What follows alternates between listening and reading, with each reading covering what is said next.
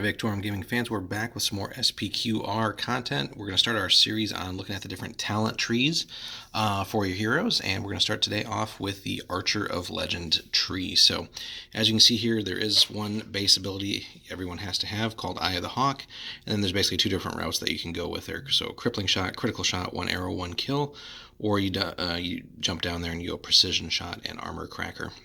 Now, of course, eventually you can get the whole tree, but that'll definitely be for a higher level hero.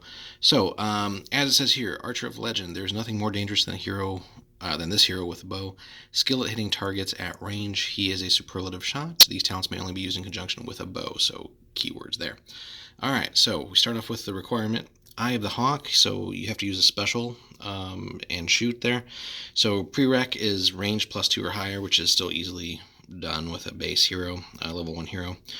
The hero carefully places each arrow for maximum effect. This decreases his rate of shooting, but inflicts a -1 penalty to the target's armor. So I'm not sure. The way it reads here, basically you just do a special action and shoot. It doesn't really imply anything else about like having to do a special and then a shoot. Not sure where they're getting the decreased rate of shooting, but nonetheless, -1 to an opponent's armor is always great. And that's kind of just a decent little baseline ability. So if we look at the first on the top tech tree here, next is crippling shot. So just an action to shoot. A well-aimed arrow hampers the target's ability to fight. If this shot wounds an enemy hero, he will suffer a -1 penalty to your choice of agility, melee, or range checks for the rest of the battle. So this is a really great one if you want to build up your own hero to go hunting, maybe like lone enemy heroes, or down the road if you have this fully upgraded, picking them off wherever they're at. But being able to just take what an enemy hero is best at and gradually whittle away at that is fantastic. That can actually really shape a battle. So nice ability there. We're going to actually follow the tech tree, and then we'll go with the bottom part. So next up is actually critical shot. And here you do have to have range +3 or higher.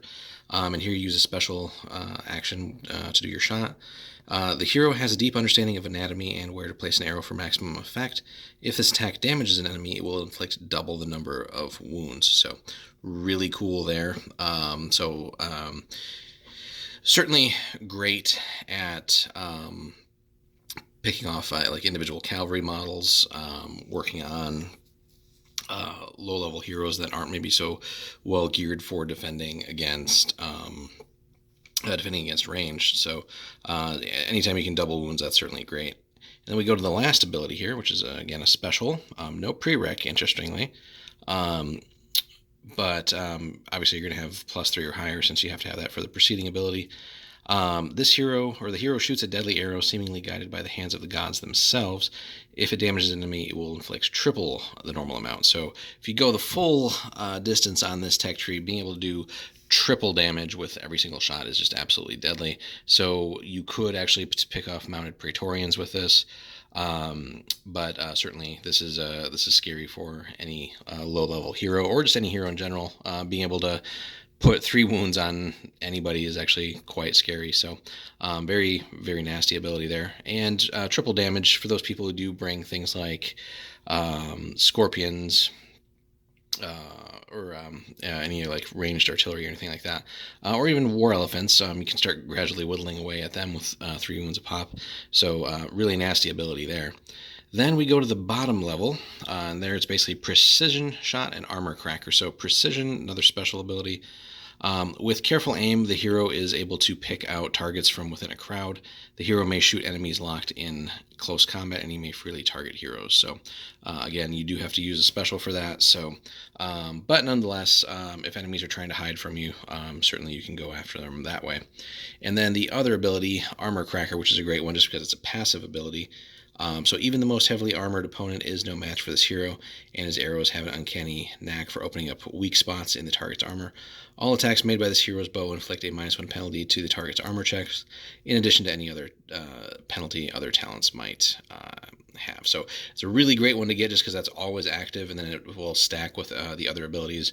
But it being the last on that bottom tree, and if you really want to finish the whole thing out, you're definitely going to have to spend some time to level up everything in this tech tree, but nonetheless, you can basically build up a really nasty ranged hero with the bow and actually get some solid work done over the course of a battle. So whether you're hunting enemy heroes or smaller units, or even like small like cavalry units that maybe don't have super heavy armor, you can start whittling away at their effectiveness so that by the time they reach you, you do have you can make them a little bit more manageable to deal with. So that being said, other abilities in other trees, we can certainly think about making the hero a little bit more survivable, maybe giving him a little bit more speed and things like that, and depending on what you do as you level him up. So certainly want to get to range +3 just so you can unlock all the abilities.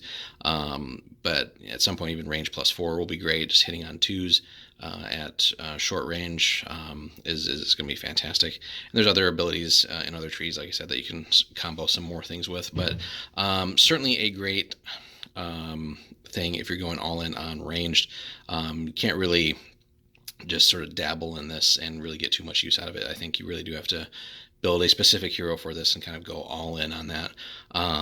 And really, even having just a couple of heroes that go into this in larger games, heroes with these talents can go after a flank by themselves, or really just try and snipe out enemy heroes and kind of be a force to reckon with. So you don't have to necessarily invest too many points in them. You just need to give them a bow, give them some decent protection, and just start working on this, and then see where it goes from there. So that has been the Archer of Legend talent tree. We'll start looking at more throughout the series. So if you guys enjoyed that video, give us a like and subscription if you haven't already, and then stay tuned for more content.